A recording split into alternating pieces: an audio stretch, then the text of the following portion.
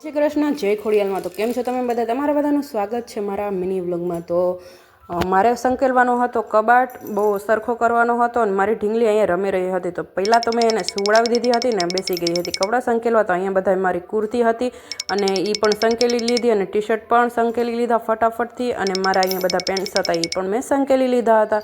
અને સાંજે તમારે બનાવવાનું હતું ભીંડા બટેટાનું શાક. તો મેં અહીંયા ને સુધારી લીધું હતું ને ફટાફટ વઘારી પણ નાખ્યું હતું. એટલે અને ઢીંગલી સૂતી હતી તો મને એનો અવાજ આવ્યો તો હું ફટાફટ આવી રૂમમાં અને લાઇટ કરીને જોયું ને ત્યાં તો મારી ઢીંગલી બેન તો અહીંયા ઘોડિયામાં ઊંધા પડી ગયા હતા ને રોવા માંડ્યા હતા. બોલ્યો તો મારી ઢીંગલીને મેં ફટાફટથી લઈ લીધી હતી હાથમાં, કેમ કે એ ઊંધી પર થઈ ગઈ હતી એટલે એને રોવું આવતું હતું. અને રોટલો રેડી થઈ ગયો છે અને શાક પણ રેડી છે અને ખીચડી પણ રેડી છે. તો હવે ફટાફટ ઢીંગલીને જમાડી રહીએ. તો હવે મારી ઢીંગલી છે ને મસ્ત મજાને જમવા માંડી હતી. તો એના માટે મેં ખીચડી બનાવીને પછી તો ખાઈ લીધી આઈસ્ક્રીમ. તો મળીશું આગલા વ્લોગમાં, ત્યાં સુધી બાય બાય.